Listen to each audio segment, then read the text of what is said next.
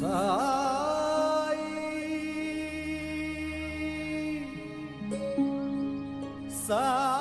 சாய்ராம்.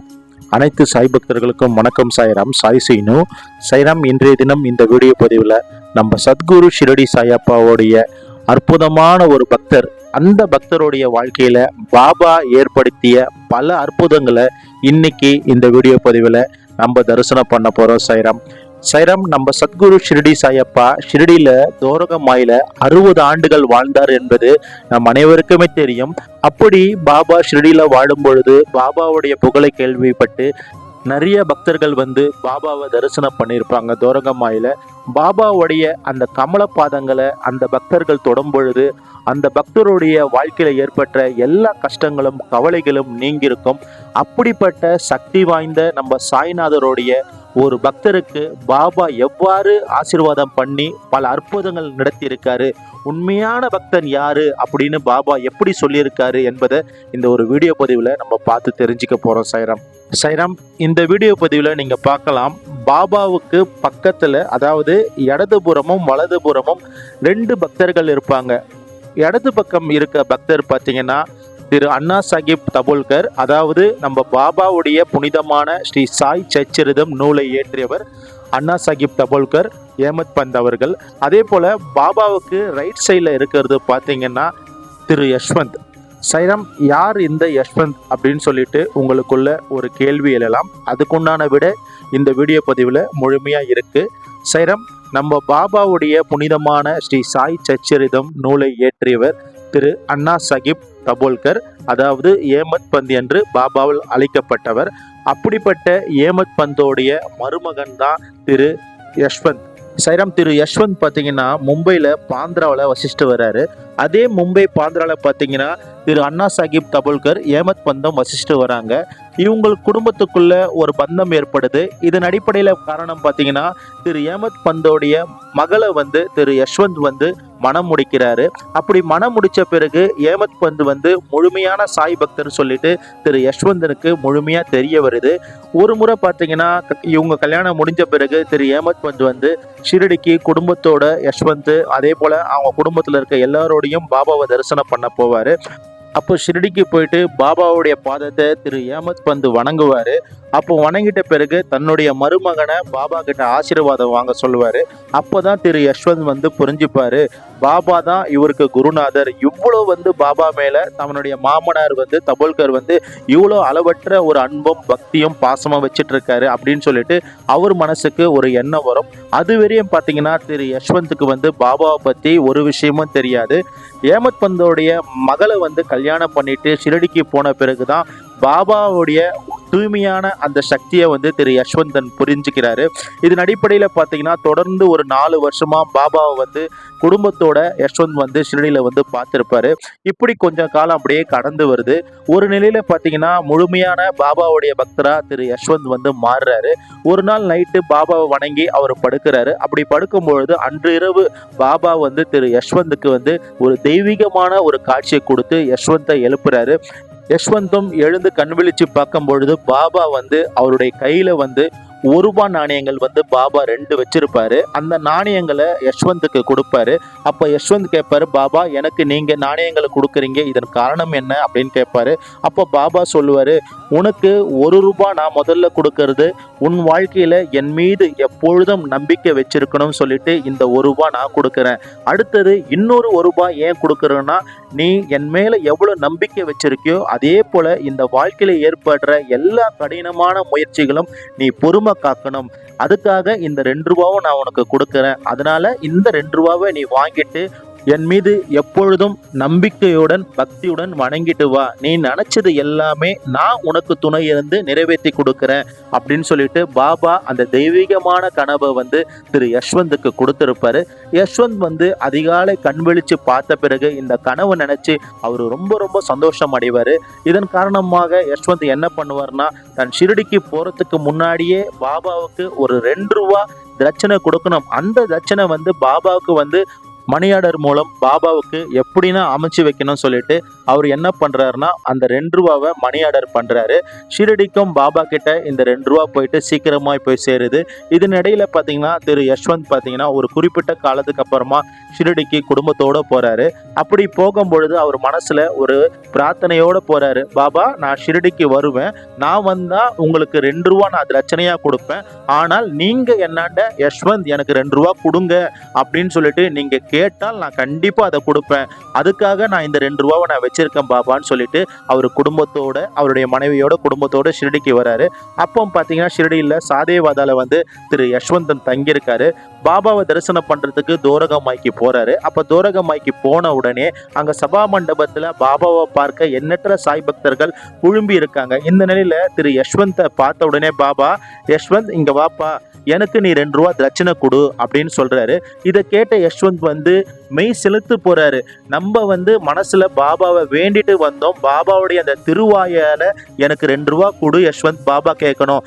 நம்ம மனசுல நினைச்ச மாரியே பாபா நம்ம கிட்ட 2 ரூபா தட்சணை கேட்கிறாரு சொல்லிட்டு திரு யஷ்வந்த் என்ன பண்ணுவாருன்னா அவருடைய 2 கரங்களும் கூப்பி பாபாவுடைய அந்த திருவடியில அவருடைய தலையை வைப்பாரு. தலையை வச்சு பாபாவுடைய அந்த பாதத்தால அவருடைய கண்ணீரை சமர்ப்பணம் பண்ணி பாபாவுடைய அந்த புனிதமான கையில இந்த 2 ரூபா நாணயங்களை கொடுப்பாரு. அப்போ பாபா என்ன பண்ணுவாருன்னா அவருடைய வரநல்கும் அந்த கரத்தால யஷ்வந்துக்கு ஆசீர்வாதம் பண்ணுவாரு. நீ என்னுடைய முழுமையான ஒரு பக்தன்பா அப்படின்னு சொல்லுவாரு. அப்போ யஷ்வந்த் கேட்பாரு, பாபா, நான் உங்களுக்கு 2 ரூபா நாணயங்கள் உங்களுக்கு தட்சணையா கொடுக்கணும்னு சொல்லிட்டு வந்தேன். நான் மனசுல நினைச்சிட்டு வந்த மாரியே நீங்களும் என்னாண்ட 2 ரூபா நாணயம் தட்சணையா கேட்டீங்க. என் மனசுல இருக்கிறது நீங்க எப்படி பாபா அவ்வளோ தூய்மையா கண்டுபிடிச்சிங்க அப்படின்னு திரு யஷ்வந்த் பாபாட்ட கேட்டிருப்பாங்க. பாபாவும் பதில் சொல்லுவாரு, என்னுடைய பக்தன் 7 கடலுக்கு அப்பால் பட்டு இருந்தாலும் அந்த பக்தன் மனதார சரி என்னென்ன நினைக்கிறானோ அவன் என்னென்ன பண்றானோ எல்லாமே நான் இந்த தோரகமாயில இருந்து அவன் பண்றது எல்லாமே பார்த்துட்டு இருக்கேன். அதனால தான்ப்பா உன்னாண்ட நீ மனசுல நினைச்சத அந்த 2 ரூபாவை தட்சணையா நான் கேட்டேன் அப்படின்னு சொல்லுவாங்க. சைராம், இதனிடையில பார்த்தீங்கன்னா தோரகம்மாயில சபா மண்டபத்தில் எண்ணற்ற பக்தர்கள் இருப்பாங்க. அப்போ பாபா சொல்லுவார், இந்த யஷ்வந்த் என்னுடைய உண்மையான பக்தன் அப்படின்னு சொல்லிட்டு பாபா சொல்லியிருப்பார். இப்படி பாபா சொன்ன பிறகு திரு யஷ்வந்த் அவருடைய ஊருக்கு பாந்திராக்கு புறப்படுவார். இதனிடையில பாபாவுடைய அந்த மகா சமாதியான அந்த காலகட்டம் வந்துடும் 1918. பாபா மகா சமாதி அடையும் போது திரு யஷ்வந்த் ஷிரடிக்கு வந்திருக்க மாட்டார். அதுக்கப்புறமா பார்த்தீங்கன்னா பாபா மகா சமாதி அடைஞ்ச பிறகு ஒரு 2 ஆண்டு கழிச்சு திரு யஷ்வந்த் குடும்பத்தோட ஷிரடிக்கு வந்திருப்பாரு. அப்போ அங்க இருக்க பக்தர்களுடைய மனசுல ஒரு சில விஷயங்கள் சொல்லுவாரு. பாபா தன்னுடைய சூத உடல்ல இல்லைன்னா கூட பாபாவுடைய ஆத்மா அவருடைய சக்தி எப்பவுமே நம்ம கூட வாழ்ந்துட்டு இருக்கு. அதனால பாபாவுடைய அந்த உடல் இல்லை சொல்லிட்டு யாருமே வருத்தப்படாதீங்க. எப்போ எந்த இடத்துல முழு பக்தியோட நம்பிக்கையோட நீங்க சாயை வணங்குனீங்கன்னா அங்க உங்களுக்கு பிரத்யேகமா பாபா காட்சி கொடுப்பாரு. அதனால அவர் இருக்கும் பொழுது அந்த சூத உடலோடு அவர் தோரகமாயில இருக்கும் பொழுது நீங்க எப்படி அவரை வணங்குறீங்களோ அதே போல அவருடைய மறைவுக்கு அப்புறமாவும் நீங்க தொடர்ந்து வணங்கிட்டு வாங்க, நீங்க பல பல அற்புதங்களை நீங்க காணுவீங்கன்னு சொல்லிட்டு திரு யஷ்வந்த் சொல்லியிருப்பாரு. இப்படி கொஞ்சம் காலம் கடந்த பிறகு திரு யஷ்வந்த் என்ன பண்ணுவாருன்னா 1921ஆம் ஆண்டு திரு யஷ்வந்த் தனது குடும்பத்தோட காசிக்கு ஒரு புனித யாத்திரையா போயிருப்பாரு. அப்போ அவருடைய மனசுல ஒரு எண்ணம் வரும், இந்த காசியில எவ்வளையோ மகான்கள் இருக்காங்க, ஒரு புனிதமான ஒரு மகான் பார்க்கணும், நான் அந்த மகானுக்கு என்னுடைய கையில இருக்க 3 எனாவை நான் தட்சணையா கொடுக்கணும் அப்படின்னு சொல்லிட்டு அவர் பிரார்த்தனை பண்ணிட்டு வந்துட்டு இருப்பாரு. இந்த 3 எனாவை தட்சணையா நான் கொடுத்தா என்னுடைய பாபாவுக்கே நான் கொடுத்த மாதிரின்னு சொல்லிட்டு மனசுல நினைச்சிட்டு வருவாரு. திரு யஷ்வந்த் நினைச்ச மாரி ஒரு மகான் அவர் கண் முன்னாடி தோன்றுவாரு. அப்போ திரு யஷ்வந்த் என்ன பண்ணுவாரா, நேரடியா அவர்கிட்ட போக முன்படுவாரு. இந்த நிலையில திரு யஷ்வந்த் காசிக்கு வரும்பொழுது அவரு கூட ஒரு டூர் ஏஜென்ட் வருவாரு. அப்போ அவர் சொல்லுவாரு, டூர் ஏஜென்ட், நீங்க நேரடியா அவராண்ட அணுக முடியாது, அவருக்கு கிட்ட யாரும் எந்த பக்தரும் அவருடைய அனுமதி இல்லாம போக முடியாது அப்படின்னு அந்த டூர் ஏஜென்ட் சொல்லுவாரு. திரு யஷ்வந்தும் என்ன பண்ணுவாருன்னா அவர் சொல்றது பொருட்படுத்தாம நேரடியா அந்த மகானுடைய திருவடியை வணங்கி அவர்கிட்ட போவாரு. அப்போ இருக்கரும் கூப்பி அந்த திருவடியை தொடுவாரு. தொட்டு நான் உங்களுக்கு ஒரு 3 எனா தட்சணையா கொடுக்கணும் அப்படின்னு சொல்லுவாரு. அந்த மகானம் என்ன பண்ணுவாரு, சிரிச்ச முகத்தோட கொடுப்பான்னு சொல்லிட்டு திரு யஷ்வந்த் கிட்ட இருந்து அந்த 3 எனாக்களை வாங்கிடுவாரு. இதை பார்த்து அந்த டூரிஸ்ட் ஏஜென்ட் என்ன பண்ணுவாருன்னா இந்த மகான் கிட்ட ஒருவருமே அவ்வளோ சீக்கிரம் நெருங்க முடியாது, அப்படி இருக்கும் பொழுது அவரே கூப்பிட்டு உங்ககிட்ட இந்த 3 அணா தட்சணை பெற்றுக்கொள்ளும் பொழுது நீங்க உண்மையாலே ஆசீர்வதிக்கப்பட்டவர்கள் தான் அப்படின்னு சொல்லிட்டு அந்த டூரிஸ்ட் ஏஜென்ட் வந்து பாத்தீங்கன்னா திரு யஷ்வந்த் கிட்ட சொல்லியிருப்பாரு.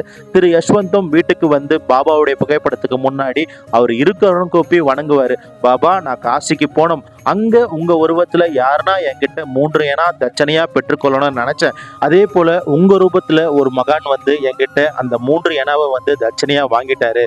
எனக்கு ரொம்ப ரொம்ப சந்தோஷமா இருக்கு சாய்நாதா. நீங்களே வந்து என்கிட்ட அந்த நாணயத்தை தட்சணையா பெற்றுக்கொண்டது போல நான் கருதுறேன் அப்படின்னு சொல்லிட்டு பாபா கிட்ட வேண்டிட்டு திரு யஷ்வந்த் வந்து படுத்து உறங்குவாரு. அப்போ பாபா திரு யஷ்வந்துக்கு ஒரு தெய்வீகமான ஒரு கனவு காட்சி கொடுப்பாரு. அப்போ யஷ்வந்த் கிட்ட பாபா சொல்லுவாரு, யஷ்வந்த், உனக்கு என்ன வேணும் சொல்லுப்பா, நான் உனக்கு எல்லாமே நான் கொடுக்குறேன் அப்படின்னு சொல்லிட்டு பாபா அந்த கனவு காட்சியில யஷ்வந்த் கிட்ட சொல்லுவாரு. யஷ்வந்த் சொல்லுவாரு, பாபா, எப்பொழுதுமே அன்போடும் பாசத்தோடும் அளவற்ற பிரேமமா இருக்கிற ஒரு பக்தியை தான் நீங்க எனக்கு கொடுக்கணும். இது ஒண்ணு நீங்க எனக்கு கொடுத்துட்டாலே இந்த வாழ்க்கையில நான் எல்லாத்தையும் வென்றெடுப்பேன் அப்படின்னு சொல்லிட்டு திரு யஷ்வந்த் வந்து பாபா கிட்ட கேட்டிருப்பாரு. பாபா சொல்லுவாரு, நீ கேட்டது முழுமையா நான் கொடுப்பேன். எனது அருளும் ஆசியும் எப்பொழுதுமே உன்னையும் உன் குடும்பத்தையும் சூழ்ந்திருக்கும் அப்படின்னு பாபா சொல்லி மறைஞ்சிருப்பாரு. சாய்ராம், இந்த கதை மூலம் நம்ம தெரிஞ்சுக்க வேண்டிய ஒரே விஷயம் என்ன அப்படின்னு சொல்லிட்டு பார்த்தீங்கன்னா, நம்ம பகவான் பாபாண்ட போகும்பொழுது நம்மளுடைய தேவைகளை தொடர்ந்து கேட்டுட்டே இருக்கும்.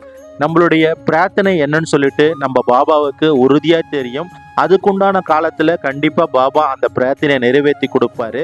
நம்ம ஆன்மீகத்துல அடுத்த நிலைக்கு நம்ம போனோம்னு சொன்னா கண்டிப்பா இறைவனுடைய அனுகிரகம் நமக்கு முழுமையா வேணும். அதனால எந்த நிலையிலும் பாபாவுடைய அருளும் ஆசீர்வாதமும் எப்பொழுதும் எங்களுக்கும் எங்க குடும்பத்துக்கும் வேணும்னு சொல்லிட்டு நம்ம பாபாண்ட எப்பொழுதும் பிரார்த்தனை பண்ணோம் சாய்ராம். நம்ம எல்லோருக்கும் இறைவன் ஒருவரே எஜமானர் ஷிரடி சாய்பாபா. ஸ்ரீ சாயை பணிக. அனைவருக்கும் சாந்தி நிலவட்டும். சச்சிதானந்த சத்குரு சாய்நாத் மகராஜ் கி ஜெய். சச்சிதானந்த சத்குரு சாய்நாத் மகராஜ் கி ஜெய். அல்லாஹ் மாலிக்.